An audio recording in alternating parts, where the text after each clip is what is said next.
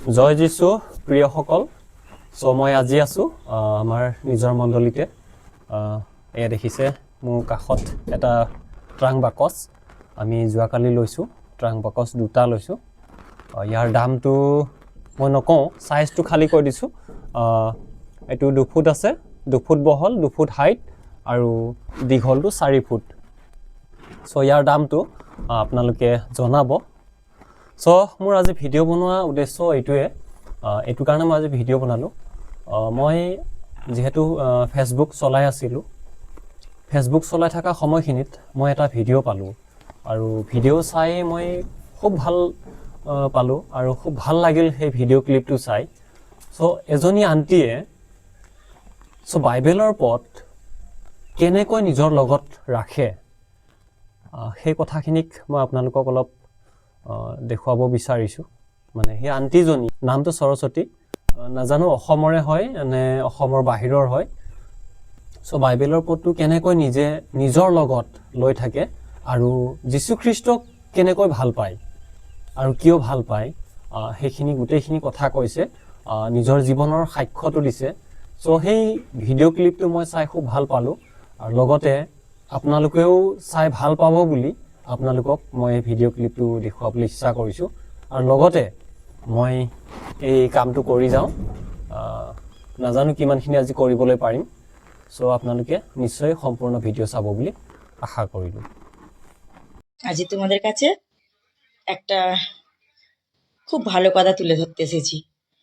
আমাকে একজন কমেন্টে জিজ্ঞেস করেছো যে তুমি এত যিশু যিশু করো, এত যিশু তোমার যিশুর প্রতি এত বিশ্বাস, এত যিশুকে ভালোবাসো, তাহলে দিদি তোমার হাতে ওটা কি বাঁধা? খুব ভালো প্রশ্ন করেছো। তো আমি তোমাদেরকে এটা আজকে দেখাতে চাই এটা কি বাঁধা, যাতে তোমরাও দেখে জানতে পারো।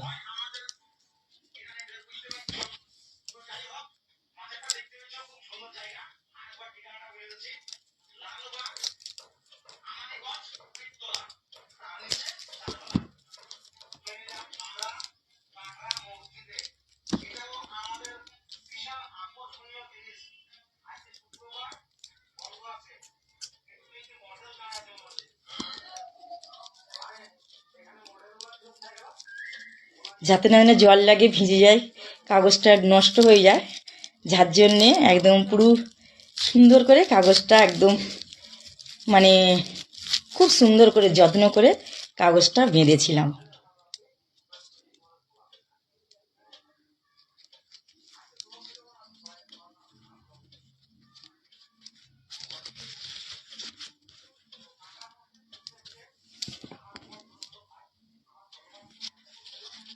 এটা হচ্ছে বাক্য, গীত সংহিতার 91 থেকে 16 পদ, ওই বাক্যটা লেখা। খুব ছোট করে লেখা, কেননা অনেক বড় লেখা তো বাক্য, তো তা বাক্যটা একদম খুব ছোট ছোট করে আমার মেয়ে লিখে আমাকে এটা দিয়েছিল। এইটা হচ্ছে গীত সংহিতার 91 থেকে 16 পদ বাক্যটা লেখা। জানো কেন এই বাক্যটা আমার শরীরে রেখেছিলাম? আমাদের জীবনে না খুব বড় ঝড় এসেছিল।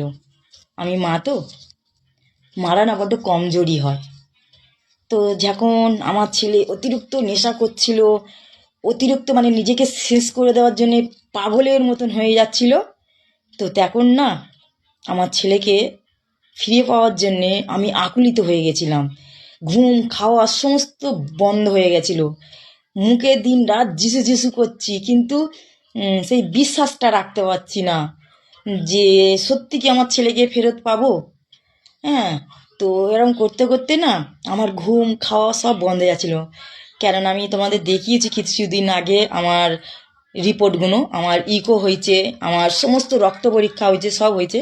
আমার একটু হার্টের প্রবলেম ধরা পড়েছিল, কিন্তু আমার ওইসব হওয়ার আগে আমার যখন খুব শ্বাসকষ্ট হচ্ছিল, দম বন্ধ হয়ে আসছিল, নিঃশ্বাস নিলে আমার বুক যন্ত্রণা করছিল, আর আমার ঘুম হচ্ছিল, দিনের পর দিন আমি ঘুমোতে পারছিলাম না।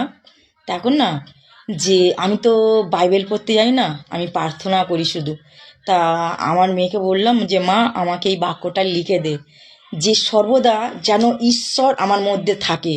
জীবন আমার মধ্যে যদি হাজার চিন্তার মধ্যেও যদি আমার মনে এসে যায় যে হয়তো আমি প্রার্থনার উত্তর পাবো না, আমার ছেলে অনেক পাপ করে ফেলেছে, আমি হয়তো আমার কোনো কত পাপ করে ফেলেছি, কত আমার মধ্যে পাপ আছে যার জন্য আমি উত্তর পাচ্ছি না, এরকম না মনের মধ্যে যদি আমার খারাপ কু আছে, কিন্তু না, যে আমি ঈশ্বরকে কতটা ভালোবাসি আমি সেটা আমার হৃদয়ে ধরে রাখতে চাই। তো আমি ওই সমস্ত চিন্তার হাত থেকে মুক্তি পাওয়ার জন্য, রোগের হাত থেকে মুক্তি পাওয়ার জন্য, যখন ডাক্তার বলল যে আমার অবস্থা ভালো না, আমার হার্টের প্রবলেম ধরা পড়েছে, তো আমি না তখনই এই বাক্যটা আমার শরীরের মধ্যে রেখে দিয়েছিলাম। আর রেখে দিয়ে তারপর আমার ইকো করলাম, আর সমস্ত রক্ত পরীক্ষা করলাম, সমস্ত কিছু আমার রিপোর্ট ভালো এলো। এমনকি আমার এইটা বাঁধার আগে আমার ডাক্তার দেখালাম, আমাকে ডাক্তার মানে বলল আমি অতিরিক্ত চিন্তা করে আমি মেন্টাল হয়ে যাচ্ছি, তার জন্য আমাকে ঘুমের অনেক ওষুধ দিয়েছে, 30 দিনের ওষুধ দিয়েছে ঘুমের, আর আমাকে সেই মেন্টালের ওষুধ দিয়েছে।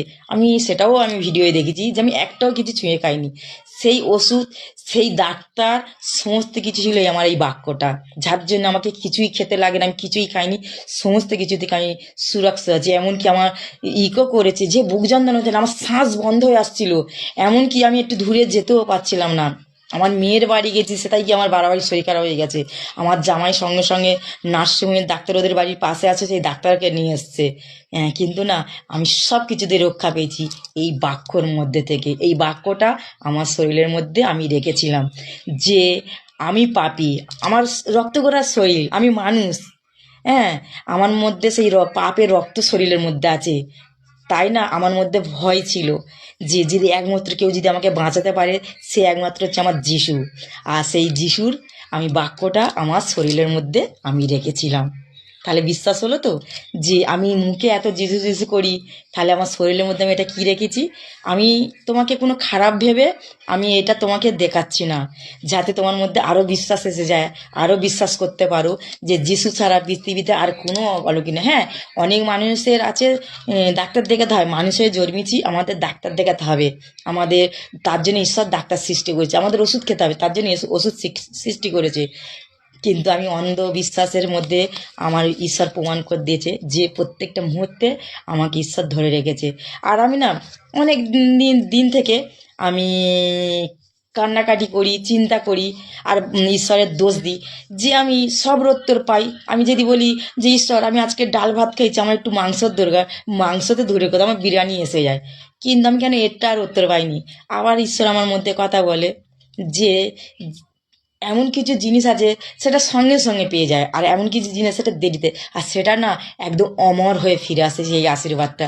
আজ যেন আমার সেই ছেলে এতটাই বদলে গেছে, এতটাই বদলে গেছে যে তাকে দেখলে না ভাবছি আমি স্বপ্ন দেখছি না তো, স্বপ্ন না, সত্যি ঈশ্বর আমার ছেলেকে ফিরিয়ে দিয়েছে। আর শুধু ফিরিয়ে দেয়নি, আমার ছেলেকে এমন একটা ভালো জায়গায় কাজ দিয়েছে, সেখানটায় পিএফ এসআই সব কিছু আছে। আমার ছেলে বলছে যে মা আর তুমি বারবার হসপিটালে ছুটবে না, এবার তুমি যখনই যাবে এসআই হসপিটালে যাবে। তো জানো তো আমার এসআই হসপিটালেও যেতে লাগে না, আমার ঈশ্বরের এই বাক্য আমাকে সম্পূর্ণ সুস্থ করে দিয়েছে। আর আমি না আগে না প্রত্যেকটা মুহূর্তে না আমি ভাবতাম যে ঈশ্বর একদিন তুমি আমাকে এমন আশীর্বাদ করো আমি সবার কাছে বলতে চাই। তো আমি বাইবেল পড়তে জানি না, তো আমি তাও ছোট ছোট করে আমি ঈশ্বরের বাক্য আমার চার্জে আমি তুলে ধরেছি। আর ঈশ্বর জানো আমাকে এমন একটা আশীর্বাদ করেছে যার যোগ্যতা আমি নয়, সেটা আমাকে করে দিই। সেটা কি জানো, এই ফেসবুক। আজকে জানো আমি আমার শহরে, আমার ইন্ডিয়াতে আমি বসে বসে আমি ঈশ্বরের সাক্ষ্য দিচ্ছি, কিন্তু আমার এই সাক্ষ্যটা সমস্ত দেশে পৌঁছে গেছে, এমনকি বাংলাদেশ এবং অনেক দূরে দূরে বাইরে বাইরে চলে গেছে আমার এই সাক্ষ্যটা। একদিন না এমন একটা দিন আসবে সমস্ত জাতি ঈশ্বরকে চিনতে পারবে। সত্যি কথা, এটাই সত্য। হ্যাঁ, তা আমি কখনো স্বপ্নও ভাবিনি যে কখনো আমি এইভাবে ঈশ্বরের গৌরব করতে পারবো। হয়তো দেখো তোমাদের হাত ধরে আমি আজকে না মানে আমাকে যারা শেয়ার করো, আমাকে ভালোবাসো, আমি না সেই ভালোবাসার উত্তর দিতে পারি না, কেননা না আমি ফোনের কিছুই বুঝি না। হয়তো হয়তো ঈশ্বর এমন একটা দিন দেবে, আমাকে আরও শিখিয়ে দেবে, তোমাদের হাত ধরে আমি আরও সুন্দর জায়গায় পৌঁছে যাব। আমার জীবনের শেষ স্বপ্নটা আছে যে আমি যেন একদিন যেন আমাদের ঘরের সামনে চার্চ হয়। আমার নিজের মা বাবা তো নেই, তা কী হয়েছে, কিন্তু ঈশ্বর বলেছে যে আমাদের আমাদের সবাই মা বাবা, সবাই ভাই বোন, সবাই আমার আপনজন, সবাই আমার পরিবার। যে ঈশ্বরকে বিশ্বাস করে সেই হচ্ছে আমার ভাই বোন, যে ঈশ্বরকে বিশ্বাস করে সে হচ্ছে আমার মা বাবা। তো আমার স্বপ্ন আছে যে আমি যদি সত্যি কখনো এমন একটা সুন্দর জায়গায় পৌঁছেই যাই যে তোমাদের হাত ধরে আমি যেতে পারি, আমি সেইটাই আগে সব থেকে আমার সেই স্বপ্নটা পূরণ করব, যে আমার ঘরের সামনে চার্চ হবে আর আমি সেই গরিব মাদেরকে নিয়ে এসে আমি ঈশ্বরের বাক্য বলবো আর ঈশ্বরের পথে তাদেরকে আনবো। যে একমাত্র জগতে কেউ ভালোবাসা দিতে পারে না, কেউ আপন করতে পারে না, একমাত্র পারে ঈশ্বর, আর ঈশ্বরকে যারা বিশ্বাস করে। হ্যাঁ, এই পর্যন্ত আমি তোমাদের কাছে বললাম। হ্যাঁ, আজ তোমাদের মানে যে জিজ্ঞাসা করেছিল তার মধ্যে আরও বিশ্বাস এসে যাবে যে সত্যি ঘরের কথা। আমি বাইবেল পড়তে জানি না কিছু, কিন্তু ঈশ্বরের বাক্যটা আমি হৃদয়ে ধরে রেখেছিলাম। আর এটা খুলে দিচ্ছি বলে তা ভেবো না যে আমি ঈশ্বরকে আর আমার হৃদয়ের মধ্যে নিই। প্রত্যেকটা মুহূর্তে ঈশ্বর আমার হৃদয়ে। ঈশ্বর বলেছে আমি চার্চে থাকি না, আমি ওই কুশে থাকি না, থাকি আমার মন্দিরে, যে মন্দিরটা আমি তৈরি করেছি। আর সেই মন্দিরটা কোনটা জানো? আমাদের হৃদয়টা, যে হৃদয় দিয়ে ঈশ্বর আমাদেরকে সৃষ্টি করেছে। আমেন। চ' গোটেইখিনি হৈ গ'ল, চাৰিওফালে খানা হৈ গ'ল। প্ৰথমটো আজি খানিলোঁ, তাৰপিছতে আকৌ এদিন ভালকৈ খানিব লাগিব, কাৰণ বস্তুটো গোটেই পিছলটো একেবাৰে ক্লিয়াৰ নহয়, তো সেইকাৰণে ফিনিচিংটো নাই অহা, তো আৰু এবাৰ খানিব লাগিব। যেকে নহওক, চ' ট্ৰাং বাকচটো লোৱাৰ কাৰণ এইটোৱে যে মণ্ডলীৰ আমাৰ বিভিন্ন ধৰণৰ তেনেকৈ বস্তুবোৰ আছে যিবোৰ নেকি নিগনিয়ে নষ্ট কৰে।